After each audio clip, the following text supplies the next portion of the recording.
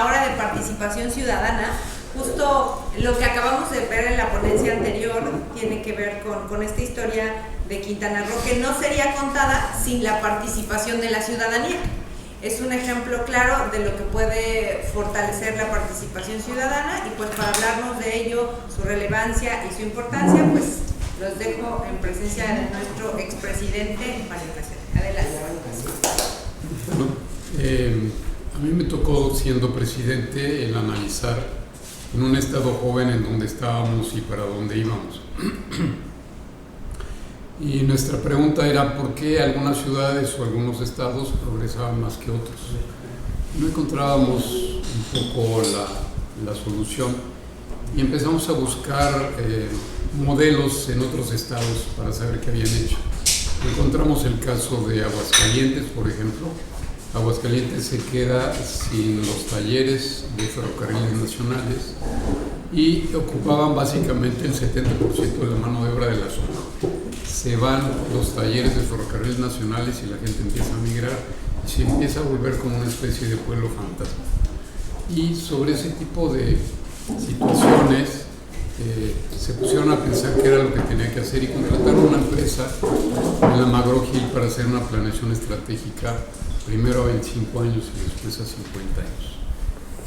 Curiosamente empezaron con los elementos básicos de cualquier plan, que fue primero qué es lo que queremos, hacia dónde vamos, y empezaron a escoger actividades económicas que pudieran generar valor agregado, no únicamente, por ejemplo, la maquila de ropa, que es un valor agregado relativamente bajo y las empresas muchas veces migran dejando hasta las máquinas de coser abandonadas porque es una competencia mundial. Y entonces no se generan grandes tecnologías, ni gente preparada, ni una buena educación. Y se empezó precisamente con universidades, de 2 universidades, pasaron a 11 universidades en primera instancia y a 21 universidades posteriormente.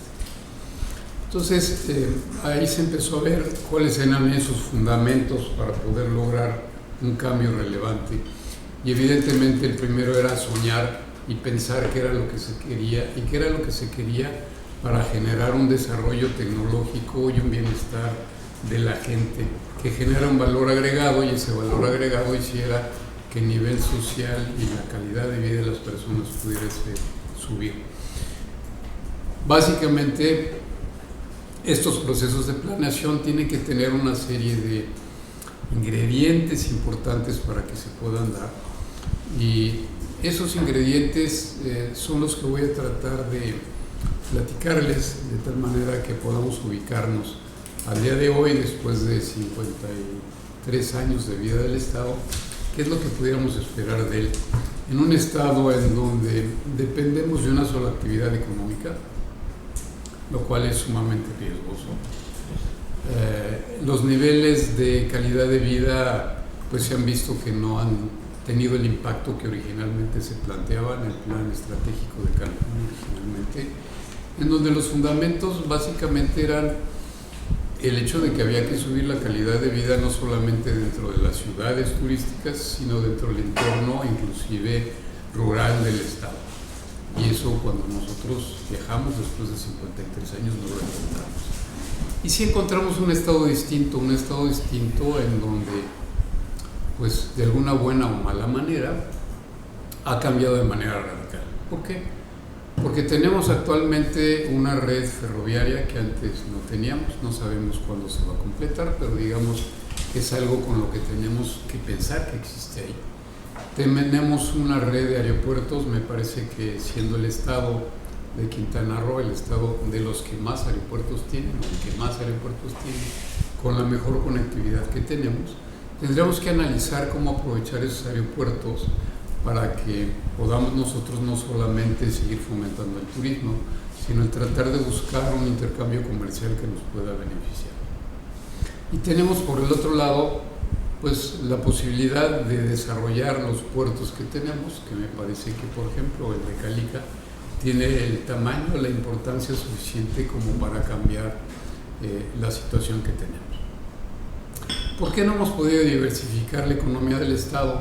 Bueno, Si nos ponemos a analizar que cualquier materia prima que viene a nuestro estado tiene que transitar 1800 kilómetros de distancia, pues evidentemente traemos un costo agregado muy difícil de compensar.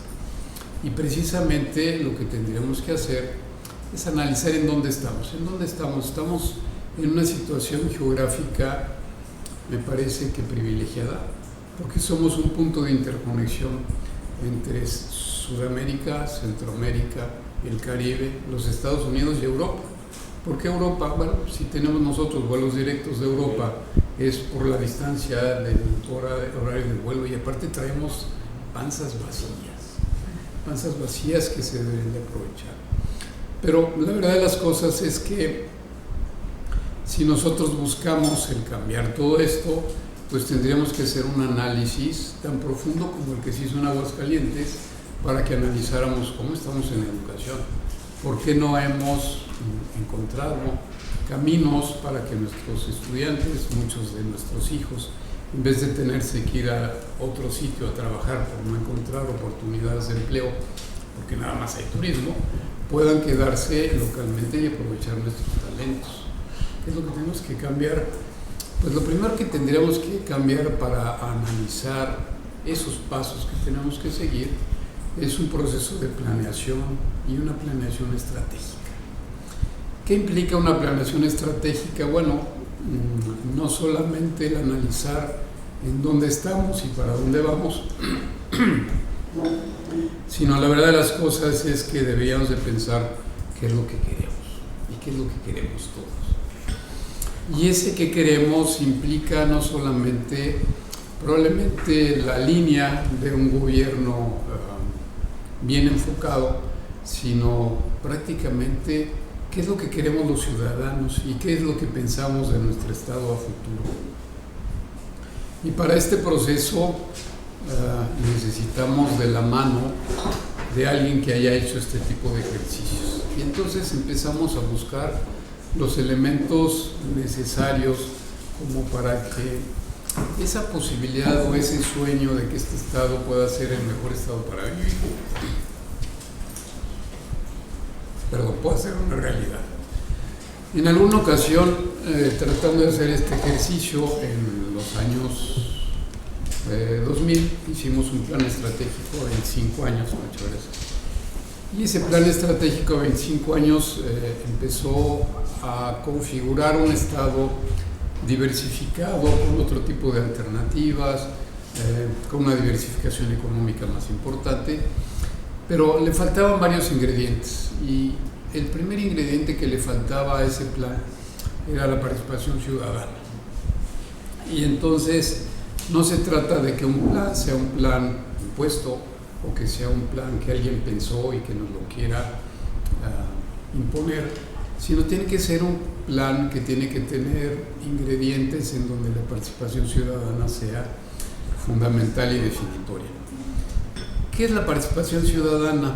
Pues la participación ciudadana es un modelo que busca una consolidación de un gobierno exitoso, un gobierno representativo, que tiene que buscar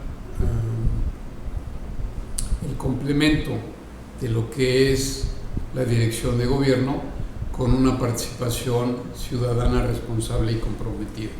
¿Qué significa eso? Bueno, pues, hay muchos niveles de participación que vamos a platicar más adelante, pero lo que es bien importante es en dónde estamos parados actualmente respecto a participación ciudadana. Bueno, la participación ciudadana tiene que ir más allá de las urnas.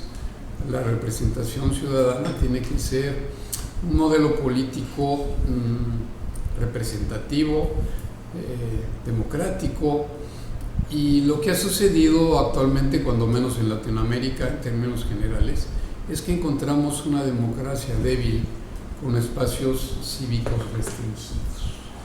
¿Y qué es lo que tenemos que hacer como sociedad? Bueno, tenemos que partir de saber en dónde estamos. Cívicus, que es una organización cívica que analiza el tema de la participación ciudadana, En México nos da 38 de 100 puntos de lo que debería ser la participación ciudadana. Y la participación ciudadana tiene que ser un proceso de educación que debería de iniciar desde la familia, porque muchas veces en nuestras familias lo que tenemos, pues al interior de la forma de participar, a veces no hay mucha democracia, hay imposición. Si partimos de la educación, pues esta educación que no es participativa tenemos que irla transformando. Me parece que los sistemas educativos hoy en día empiezan a desarrollarse de una manera distinta. En el colegio de mis hijos inclusive tienen unos principios muy completos, nuevos, en donde el identificar la participación de las personas o inclusive el reconocer mi comportamiento en lo individual respecto a la comunidad es uno de los principios básicos que tendríamos que empezar a fomentar. Pero bueno, participación y gobernanza vemos que tienen que ver mucho, y de acuerdo con la ONU, un buen gobierno significa participación equitativa de todos los ciudadanos en la toma de decisiones. Debe ser transparente, responsable, equitativa y promover el Estado de Derecho que permita que la población local y los más afectados sean escuchados cuando se tomen las decisiones, y no solamente esos, sino cuando se distribuyan los recursos. Entonces ya estamos hablando de un concepto totalmente distinto. Me parece que hoy en día, inclusive en las casas, la participación de los niños pues, es mucho más activa y opinan a veces hasta precisamente de eso, de la distribución de los recursos. Me parece que un ejemplo que se ha ido fomentando y que ya funciona en nuestro municipio como un ejemplo de participación ciudadana o de procesos de gobernanza y participación ciudadana, se trata de los presupuestos participativos. Empezó aquí hace 4 administraciones y el presupuesto participativo originalmente pues tenía un gran presupuesto de alrededor de 500,000 pesos. Ahorita llevamos vamos con 20 o 30, pero la verdad de las cosas es que deberíamos de llegar a un 10% del presupuesto del municipio para que pudiera considerarse un proceso de presupuesto participativo. ¿Qué implica esto? Pues no solo implica el que las personas conozcan sus propias necesidades, porque cuando se hace este tipo de ejercicios alrededor de un espacio público, las gentes saben exactamente qué es lo que quieren. Y bueno, haciendo un paréntesis, me parece que el espacio público es el único mecanismo o sistema que nos permite lograr un proceso de recomposición de tejido social que nos permita revertir nuestra situación de violencia y de criminalidad que tenemos en función a que la ciudadanía de manera organizada a través del espacio público se integre, se reconozca, participe y ellos mismos se defiendan. La participación ciudadana implica el poder tener una visión más transversal sobre las cosas. ¿Qué quiere decir esto?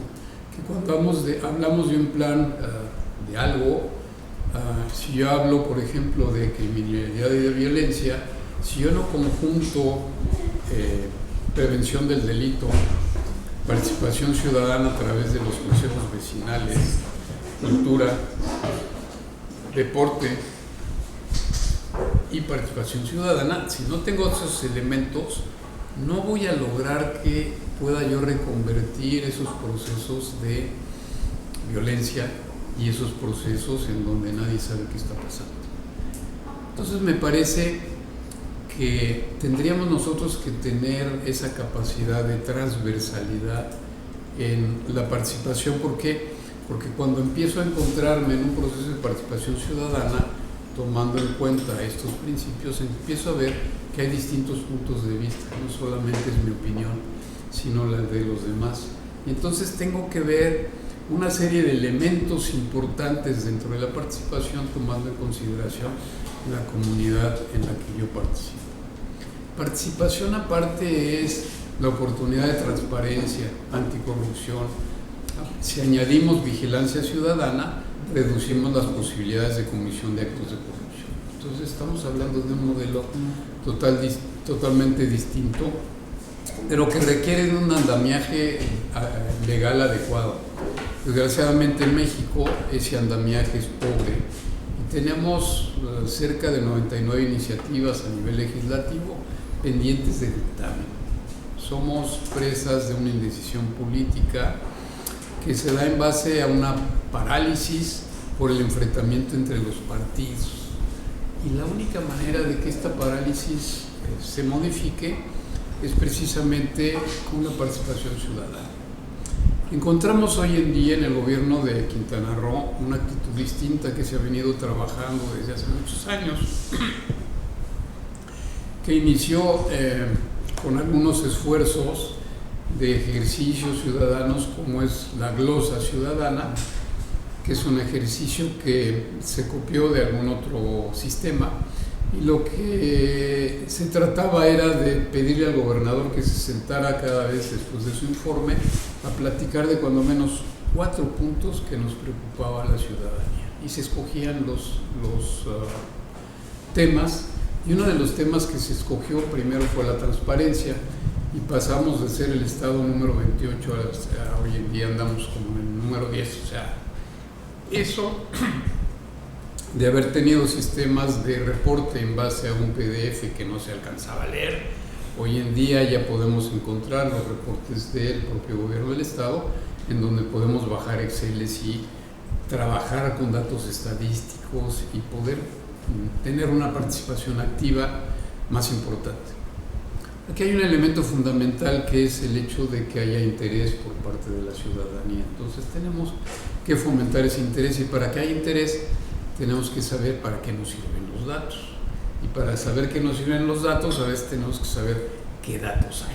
Entonces hay una serie de organizaciones que nos ayudan a poder analizar o entender el presupuesto del municipio Juárez, el presupuesto del gobierno del estado, y nos ayuda a ver comparativos y estadísticas. Un dato aislado que pudiéramos tener es que en el caso de Benito Juárez, que tiene un presupuesto similar al de Querétaro, el 75% del municipio destina sus recursos a lo que es sueldos y prestaciones y demás.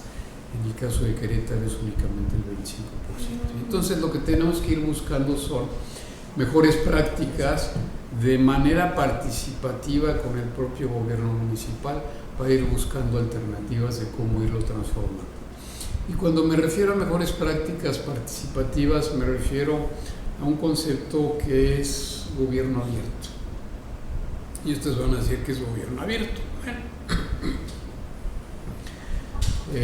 Yo me acuerdo haber oído de referencia a un político estatal que su principal libro de consulta era El Príncipe de Maquiavelo.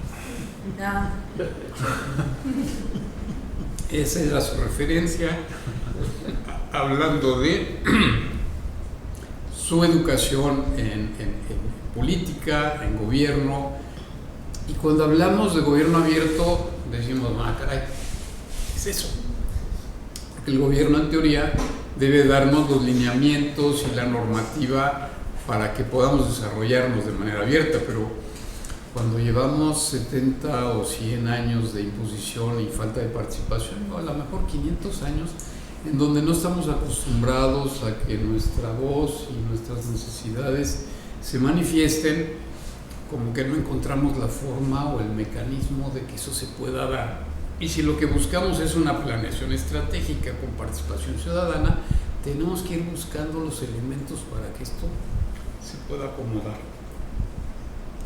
Y entonces, siendo Quintana Roo un ejemplo de procesos de participación y de gobernanza abierta, ¿qué es lo que se ha hecho a la fecha? Bueno, primero, hace varios años fueron de los primeros estados que conseguimos una ley de participación ciudadana. Las leyes pues, son animales vivos y hay que hacerle algunos ajustes porque se tomó un modelo que se trabajó con distintas instituciones, incluyendo pues, colegios a nivel nacional que habían hecho análisis de leyes de participación ciudadana, y a pesar de esa ley y de esos ejemplos como el de la glosa, aún nos falta todavía mucho. seguimos trabajando y veíamos que mientras no tuviéramos nosotros un marco de referencia para imaginar nuestro estado, el proceso de planeación estratégica iba a ser muy difícil.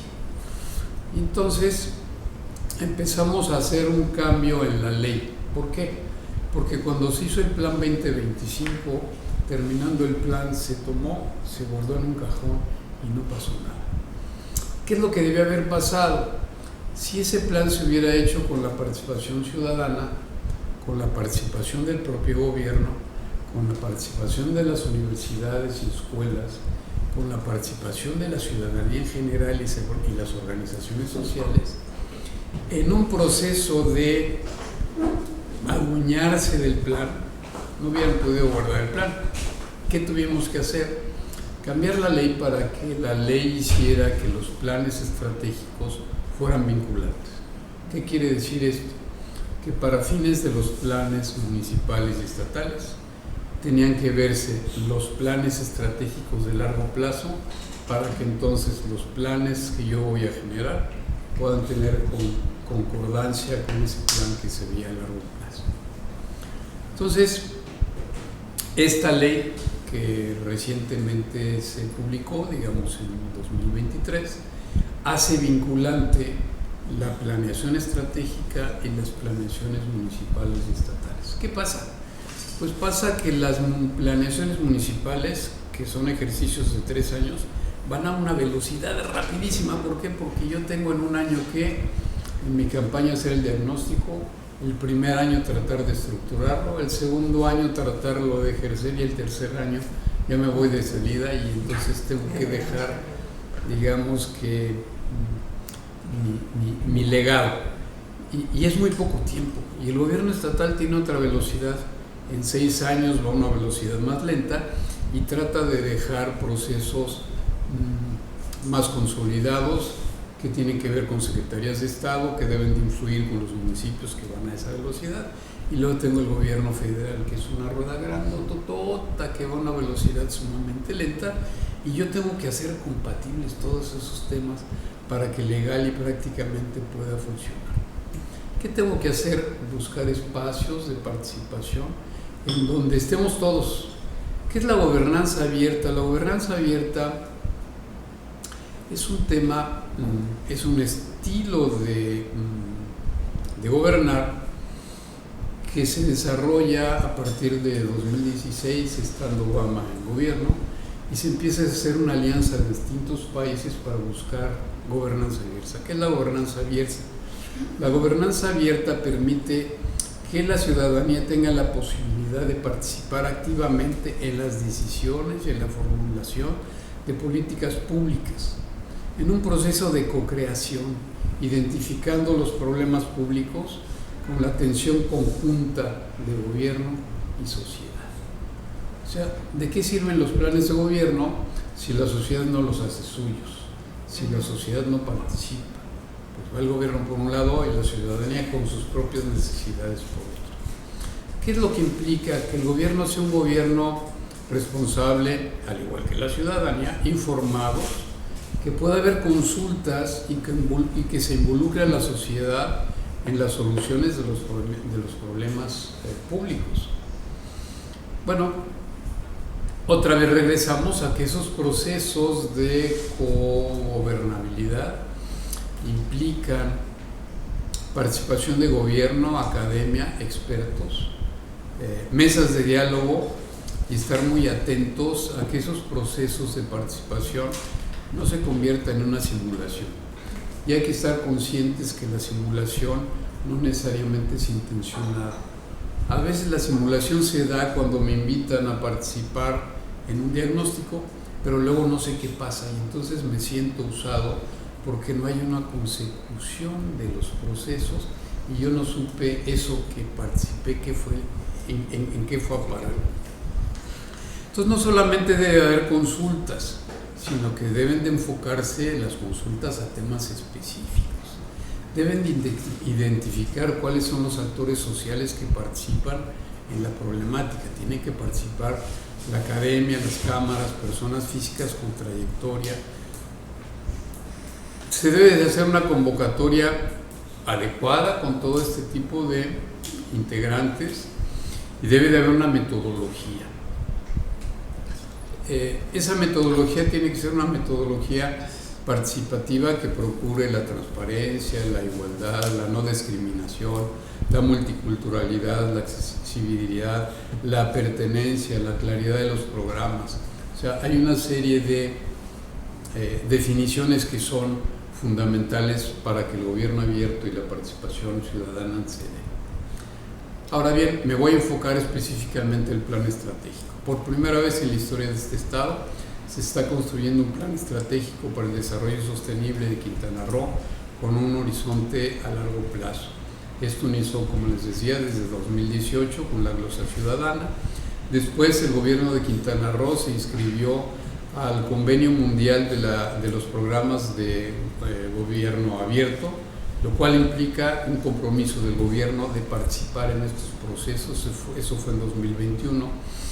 En 2022 logramos someter a la legislatura el plan estratégico y en 2024 logramos que, independientemente del interés de la participación ciudadana, hubiera alguien a nivel mundial que nos ayudara a gobierno y a ciudadanía a poder estructurar un plan. Entonces firma con Naciones Unidas un convenio con la CEPAL, un convenio de cooperación en donde básicamente la CEPAL nos ayuda en metodología, capacitación y seguimiento. Entonces este programa inicia a partir de 2024 y tiene, para que este programa funcione, básicamente nosotros hemos buscado varios elementos que tienen que estar incluidos. Uno de ellos es evidentemente la paz, que tiene que ver mucho contra inseguridad. Otro tiene que ver con la persona y que tiene que ver con sus propios derechos. Otro tiene que ver con la pertenencia, porque yo estoy haciendo un plan para este estado que tiene que ser mío, para mí, para mí. Mis hijos tienen que generar prosperidad para todos, que es parte, digamos, del derecho que tenemos todos, y tiene que tener respeto por el planeta. ¿Cuál es el proceso que tenemos que hacer? Si nosotros hacemos un plan exclusivamente pensando en dónde estoy, pues lo único que voy a hacer es que me voy a enredar en los problemitas que tengo, y ese tipo de problemas se resuelven con una reimaginación. ¿Cuál es el estado que me imagino dentro de 25 años? ¿Cómo quisiera que fuera? Para que, partiendo de ahí y teniendo el diagnóstico, yo pueda construir un camino que me lleve a ese plan. Entonces, la metodología me parece que es fundamental y ayuda mucho inclusive a que los jóvenes participen haciendo borrón y cuenta nueva y diciendo, esto es lo que yo quiero. Debe construir un diagnóstico de dónde estamos para que entonces, a partir de este diagnóstico y esta visión, pueda construir un camino. Debe de proponer soluciones a los problemas específicos que tenemos. ¿Qué avances llevamos hasta ahorita? Primero, llevamos 5 capacitaciones de servicios públicos y secretarías en las direcciones de planeación. Cuando nosotros hablamos de transversalidad para la resolución de los problemas, ya cuando menos es un tema que se platica en las mesas de las direcciones de planeación, tema que nunca se hablaba. O sea, ¿cómo logro que de los 8 o 10 problemas principales que tengo en el Estado haya esa intercomunicación de las distintas secretarías para que esa transversalidad funcione? Ya llevamos 13 diálogos ciudadanos en donde han participado 2.100 personas, en donde hemos estado participando en distintos grupos, algunos de ustedes ya han participado. Llevamos 14 foros temáticos de distintos temas importantes, llevamos 3 talleres territoriales y ya llevamos 2 talleres de construcción de escenarios, en donde han participado 40 personas. Es un rompecabezas que va juntando las piezas poco a poco. ¿Y cuáles son las formas de participar de aquí en adelante? Bueno, son talleres de construcción de escenarios, que los hemos trabajado con jóvenes y que ahorita inclusive es una excelente oportunidad para que Coparmex arme su propio taller de escenarios. Hemos trabajado con entrevistas a profundidad, talleres territoriales, como les decía, sondeos de opinión virtual, o sea, esta participación no solamente es presencial, sino con la capacidad que nos da lo digital, nos da la posibilidad de poder hacer encuestas y entrevistas de manera digital. Tenemos un buzón de expresión ciudadana, tenemos un proceso de diálogos ciudadanos en donde buscamos que esa participación sea divertida, ágil, enfocada, y tenemos un proceso de integración de capítulos temáticos. O sea, si no tomamos los capítulos temáticos con el apoyo de expertos y de academia, nunca lograremos subir el nivel. En el caso de Nuevo León, por ejemplo, la primera mesa de temas temáticos es finanzas públicas. Y ahí no solamente se analiza cuál es la situación del Estado respecto a su deuda o demás, sino que inclusive se analiza con expertos cuáles son las alternativas de solución y cuáles son las mejores prácticas para poderlo modificar. Estamos hablando de subir el nivel no solamente del gobierno, sino de la ciudadanía, que nos pide y nos obliga a integrarnos y aprender más de cómo podemos buscar mejores alternativas para el Estado. ¿Dónde puedo conocer más información? Bueno, si quieren ustedes participar en los sondeos, en el buzón de expresión, en los diálogos ciudadanos, en los foros temáticos, en los talleres territoriales, pues la página es muy sencillota, es la HTTPS, que es quintanarroparticipa.gov.mx, así de fácil, quintanarroparticipa.gov.mx. Entonces, estamos hablando de planeación, estamos hablando de participación ciudadana, estamos hablando de cambiar el método, estamos hablando de sentarnos en una mesa todos juntos. Normalmente se ve de manera antagónica, inclusive a mí me ha tocado vivir en la participación de Coparmex una posición siempre firme, muy bien pensada, pero casi siempre de manera muy antagónica. Me ha tocado sentarme a ver las expresiones de los propios directores de planeación, de las distintas dependencias gubernamentales, y chispa, si te pones en tus zapatos el tema es muy complicado. Pocos recursos, poca capacidad técnica, muy poco diagnóstico. O sea, no tenemos nosotros un sitio en donde conjuntar los diagnósticos de las distintas secretarías, inclusive esa función que antes se llevaba en una secretaría en específico, pues se llevaba de manera muy representativa. Cuando vamos y buscamos indicadores mucho más representativos y profundos que llevan otros estados, no los estamos llevando aquí. Y luego, bueno, pues un director de planeación que lo que tiene que hacer es decidir, entre otras, o promover para que un secretario de Estado decida sobre su presupuesto. Lo que normalmente sucede es que simplemente se toma el presupuesto del sexenio anterior, se le aplica la inflación y se saca un nuevo plan. Y la verdad de las cosas es que así es como se ha venido haciendo, y los planes estratégicos que se han hecho, muchos de ellos han sido copia del 2025 que hicimos en el año 2000, pero que no tienen el fundamento completo. El fundamento completo viene de ese proceso de análisis que yo les platico, que hemos seguido con la ayuda de la CEPAL, y que hoy es el momento de que ese ingrediente que pueda hacer el cambio en Quintana Roo y, en mi opinión, en Latinoamérica, que es la participación ciudadana, que es lo que hace que se enriquezcan los procesos democráticos y que nos ayudan a poder aspirar a tener una mejor calidad de vida, nos puedan ir acercando a cuando menos cambiar el chip. Hay que ser conscientes que ese proceso cuesta trabajo, nos ha llevado muchos años.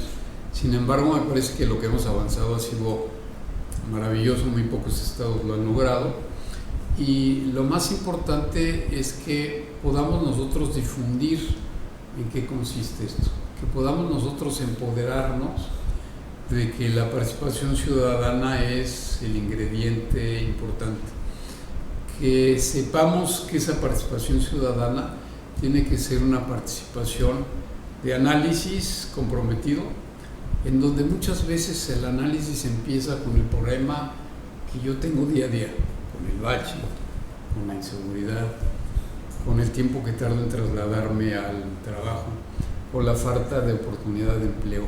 Y cuando encontramos a varios que tenemos el mismo problema común, no es solamente ir a quejarnos, sino analizarlo por qué se da. ¿Cuál es la situación en seguridad? ¿Por qué se da la inseguridad? ¿Cuáles son los caminos que han encontrado otros países para poder encontrar cambios? Y en ese camino inclusive encontramos con la CEPAL, en esos procesos de participación ciudadana, procesos de reconciliación social. Imagínense el poder sentar a las FARC en un proceso de análisis para cambiar la seguridad de Colombia. Y estas gentes de CEPAL son los que han apoyado en ese tipo de procesos. Entonces, sí es un tema, primero, que cambiemos el chip de que mi participación es importante. Segunda, de que mi participación tiene que ser analizada, estudiada y comprometida. Tercero, que la participación no es solamente dejarle el tiempo de cuando me llaman o me invitan, sino la participación, si la voy a hacer de veras y de manera comprometida, pues tengo que analizar, tengo que estudiar, tengo que compartir. Inclusive el hecho de que participe en las universidades me parece que es fundamental. La Universidad del Caribe es un ejemplo en donde ellos han participado en los procesos del Observatorio de Violencia, el Observatorio Urbano, y empezamos a encontrar elementos técnicos que a veces no tomamos en consideración. También hay que tomar en cuenta que nuestra ciudad, nuestro estado, nuestra situación es muy particular.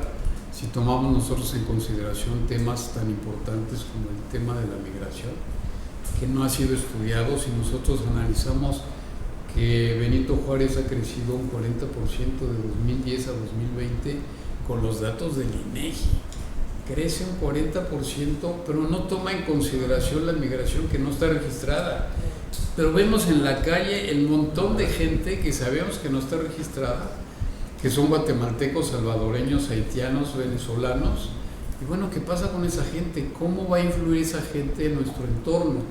Cuando el reto más importante es cómo logro primero saber cuánta gente llegó, cómo logro el poder evaluar qué capacidades tienen y lo más importante, cómo logro insertarlas en el sector económico para que no generen un proceso de violencia que pone en riesgo al único elemento que tenemos de desarrollo económico, que es el turismo. Estamos hablando de un tema realmente complicado que muchas veces no nos detenemos a pensar. Entonces, sí tenemos que hacer un proceso en donde el análisis sea compartido y muchas veces ese análisis cotidiano es distinto al análisis oficial, como el ejemplo de la migración. El análisis cotidiano es distinto al gubernamental muchas veces por falta incluso de estudios completos. Si hablamos de movilidad y hablamos de la movilidad en el estado de Quintana Roo, todos son vasos comunicantes. El tráfico que se genera desde Chetumal me afecta y el que yo genero en Cancún afecta a las mujeres. Si no vemos el tema de la movilidad como un tema integral, con los elementos técnicos adecuados, jamás vamos a lograr cambiar los tiempos que tenemos de tránsito en esta ciudad, porque todo se concentra en un solo sitio, que es la plaza comercial, y en vez de irme de un lado a otro en sitios de transferencia, tengo que llegar hasta la terminal para cambiar a un sitio que probablemente me hubiera llevado la tercera parte del tiempo. Entonces, ¿por qué no se da? Porque no hay los estudios técnicos. ¿Qué es lo que tenemos que hacer? Hacer el análisis de los, en mi opinión, los 8 problemas más importantes que tenemos a nivel estatal, ponerlos de manera transversal para que intervengan todas las secretarías, porque si hablamos de violencia, residuos sólidos, movilidad, de lo que ustedes quieran, va a intervenir la educación. En cualquiera de los casos intervienen las decisiones del uso del territorio. En cualquiera de los casos intervienen las normativas. En cualquiera de los casos intervienen una serie de elementos que no se ponen sobre la mesa para poder tener un diagnóstico completo que nos permita identificar la problemática de manera objetiva. Pero teniendo ese tipo de diagnósticos, si yo no sueño a futuro cuál es el estado que yo quiero, si lo que vendo aquí son recursos naturales y me los estoy cargando, pues tengo que entrar en un proceso que me lleve a una sustentabilidad real, inclusive mejorando lo que tengo actualmente. Si tengo una laguna contaminada, tengo que rehabilitarla. Si tengo basureros, y en esos procesos de participación hay mecanismos fabulosos. En el caso de Guatemala, los propios alumnos con sus teléfonos reportan en dónde están los depósitos de basura clandestinos y en conjunción con la propia autoridad van barriendo las zonas. Entonces, eso no le cuesta algo al gobierno, es un proceso de participación, es un proceso de conciencia de cómo yo quiero que las cosas cambien y me apunto y participo. Y un tema tan sencillo como el de la basura genera un proceso gana-gana en donde los esfuerzos del conjunto de la comunidad se suman. Entonces, son procesos abiertos, son procesos participativos y son procesos en donde buscamos entre todos un bienestar común, bien estructurado y participativo. No perdamos la oportunidad que tenemos en este estado de que la participación ciudadana se fortalezca y que la planeación y la aspiración a tener el mejor estado para vivir pueda ser una posible oportunidad. Les agradezco, espero no haber aburrido ni... Gracias.